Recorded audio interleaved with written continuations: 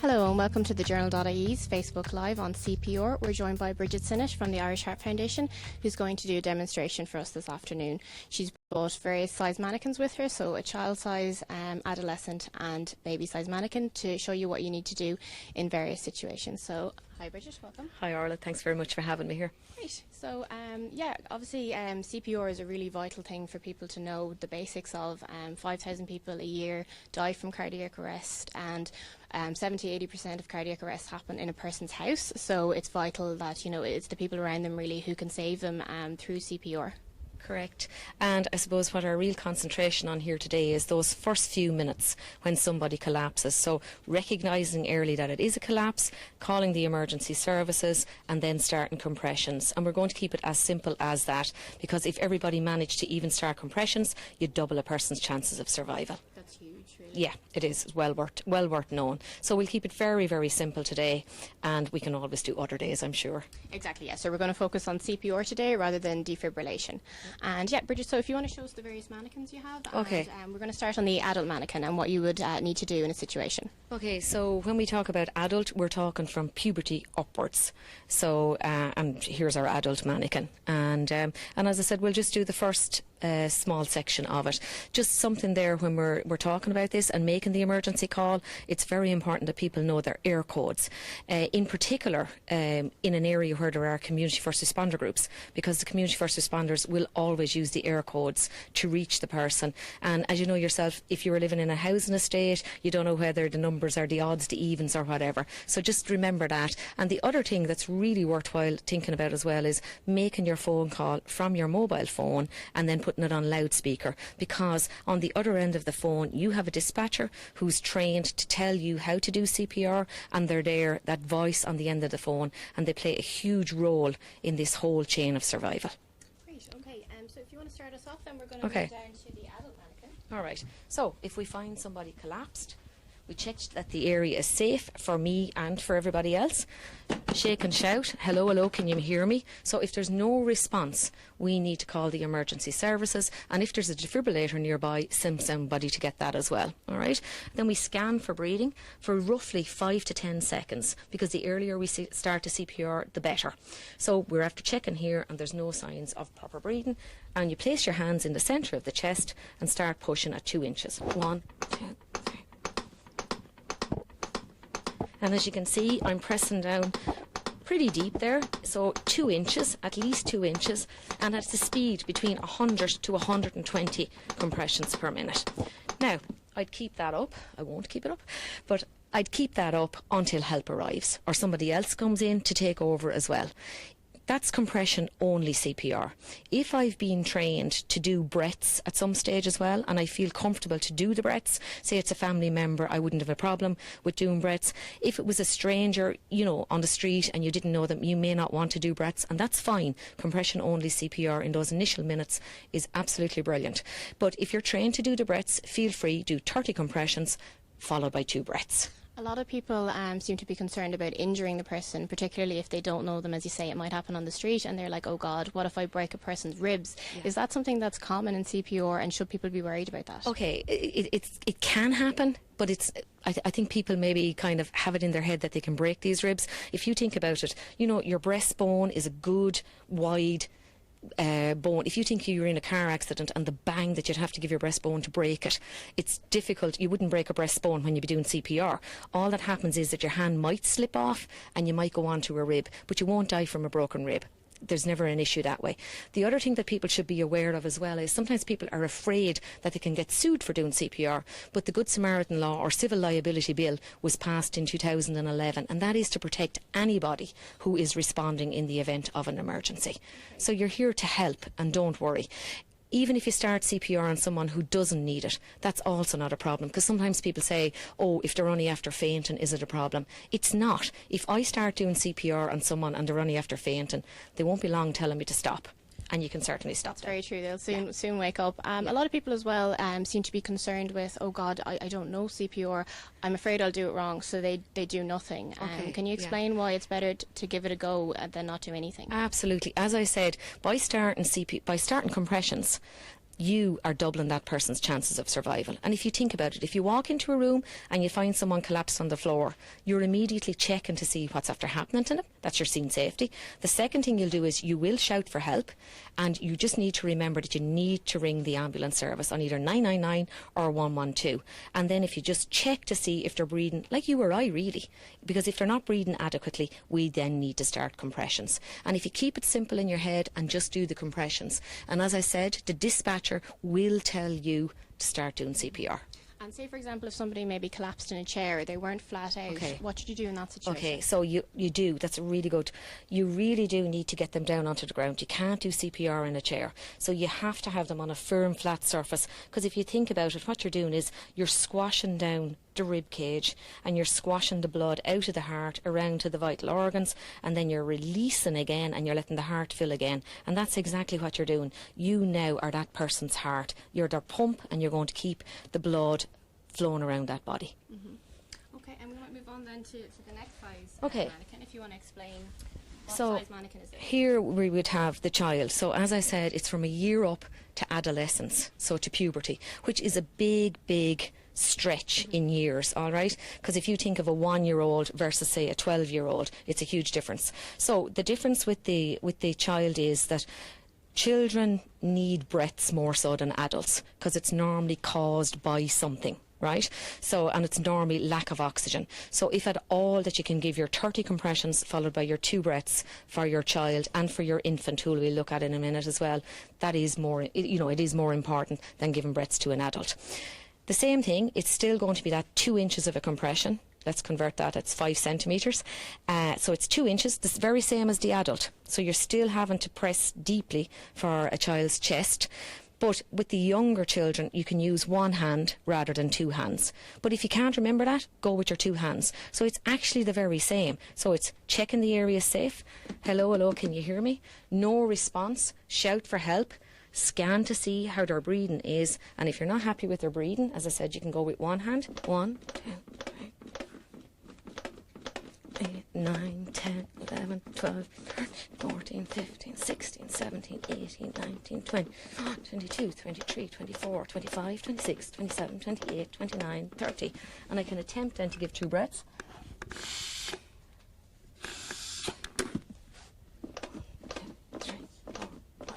And I'd continue like that. Now, for giving the breaths, it's a case you can pinch the nose, cover the mouth, and just watch to see if you can see that chest rising and falling. But don't get too hung up on the breaths either. Get back onto those compressions again. But again, making the attempt to give them some breaths is good for your child or infant. A couple of people have been in touch to say they're worried about if they're left for a particularly long time waiting for an ambulance. What if they get tired? What should they do? Or are there any tips there? And that is a problem. If you are doing CPR, as you can see, there's a speed and there's a depth and it is. But normally when people, the adrenaline is flowing, so you get that little bit of an inner strength more so. But research would tell us every 2 minutes, if there's somebody else there to take over compressions, you should actually let them take over. And that's just to keep the quality of the compressions, really good. Because it's the best quality compressions. That's what saves lives. Okay. And if you're by yourself, is it just something you're going If you're by yourself, yes, you just have to power through with it as right. But if there is somebody else there, like if I said to you, watch what I'm doing, and I do it, and then get you in to take over from me, there's no reason why not. Mm-hmm. It's not hard. It's not a hard skill. As you can see, there's simple steps to do it. But sometimes people have this fear, as I said before, that you can do harm. You can't. Just get in and do your best. That's the big thing. Okay, great. So we're going to move on to the child mannequin now. So, a lot of people are concerned with, they think, look, if it's an adult, I can do my best, I'll give it a go, but if it's a baby, I'm really scared I'm going to hurt them, so I don't know what to do. And to be fair, faced with an infant in a cardiac arrest is scary for everybody, is the way it is. So it's the same thing again, checking the area safe, and normally we tap by the soles of the feet for an infant. So you're checking to see if there's a response.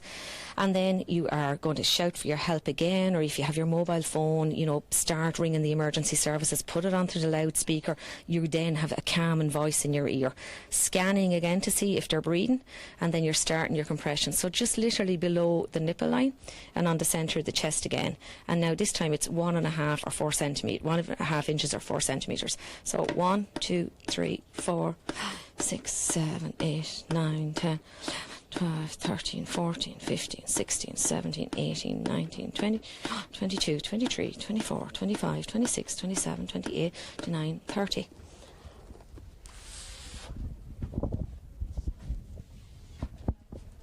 One, two, 3, 4, 5, and you continue doing that the whole way through as well, and keep doing that until help arrives. Okay. And in terms of people needing to do CPR, some people are a little bit confused about the difference between a heart attack and a cardiac arrest. Yes. And so a heart attack can lead to cardiac arrest, but they are two different things. Can you explain a little bit? Yeah, and this is something that people are very mixed up on. So if I'm in a heart attack, I'm probably going to be complaining of chest pain, and I'm probably going to be clammy, and but I'm talking to you. Now my level of consciousness, maybe I might be a little bit drowsy in that, but I'm still talking to you. So that's a heart attack. If I go into a cardiac arrest though, I am now unresponsive, not breathing properly, and I need CPR. So the cardiac arrest is a big, big, big emergency. Now obviously the heart attack is as well, and a heart attack can lead on to a cardiac arrest if left for too long. Okay, we're going to look at some comments coming in now from people watching today. Thanks for tuning in. So Teresa Ennis-Kyo on Facebook says, every person should learn CPR for adults and children. You never know when you might need it. Charles Glenn has another suggestion for people who want to know some more. They say to contact your local Order of Malta, and they provide experts training in CPR and the use of defibrillators, and so does the Irish Heart. They do training. Yes, as do Red Cross and CFR Ireland. There are lots and lots of groups that are providing CPR now. Just going back to Teresa's first comment there as well, just to be aware that the Irish Heart Foundation have started a CPR for Schools initiative. So what's happening is that we are going out, we run a workshop for teachers, we teach them how to facilitate a simple 40-minute course. We are providing the school then with a kit of 10 mannequins, and then they get a login area for the teachers to teach CPR in the schools. And this initiative started last year, and we're starting the workshops again now coming up in October. So for any teachers listening in, look into your local education centre and see when those courses are coming up. Everything is free from ourselves. Brilliant. And this will make a huge difference. And at what age is it appropriate for a kid to start learning about this type of thing? Okay, this particular programme is post-primary schools at the minute, but to be honest with you, I've seen children at a very young age and they're able to do CPR. It's just the pressing on the chest is the hardest thing for them to be able to press adequately. Yeah. They probably, there's nothing to say what age, but research would say that they're probably 13, 14 years of age, but there are youngsters able to do it. Yeah, and comment coming in from Simon Taylor on Facebook saying great work getting this into schools, so fair play to the Irish Heart on doing that, very important to know. And you also do things like you go to offices, or obviously you've mentioned you do courses all around the country, so can you talk a little bit about, is it common enough for an office to ring you up and say we'd like our department to know CPR? Yeah, and we'd love to be able to offer more of that, I suppose, really. But we have, someplace between 2,000 and 2,500 instructors out there that do huge work. Actually, Simon Taylor is one of the instructors that's out there doing lots of work out in Blessington. But so what happens is that, I'm not always able to go out, or someone from the Heart Foundation, but there are lots and lots of instructors out there that are able to go into offices or wherever and teach CPR. We are hoping to do another initiative next year, and maybe there will be more. We realise that, more and more people just need a few simple skills with a short course, and so we are working on things at the minute as well. Yeah, and the number of compressions per breath, that changed recently, that increased. Was it originally 15 compressions per two breaths? Yeah, and now it's doubled to 30. Why was that doubled? It was doubled. That's back in 2010 actually that it doubled. And this is the thing. Sometimes there's not huge research out there. It's consensus of the experts. And what they found was that to build up this enough power as such in the heart to circulate the blood around the body that you needed at least 30 compressions. 15 just wasn't enough. Yeah, and the mouth, as you said, that's the mouth-to-mouth is more important for children or younger people. It is, because it's normally caused by a lack of oxygen with children. So that's why there is more emphasis to, yes, your compressions, but if you can at all, give 2 breaths as well. Whereas with adults, about 75% are in one of these shockable rhythms, and that's where they need the defibrillator as soon as possible. But while you keep them, doing the compressions, you're keeping them in that shockable rhythm. Okay. A couple more comments coming in. So from Tom Coughlin on Facebook said there should be mandatory CPR lessons in every school. Probably a good point there.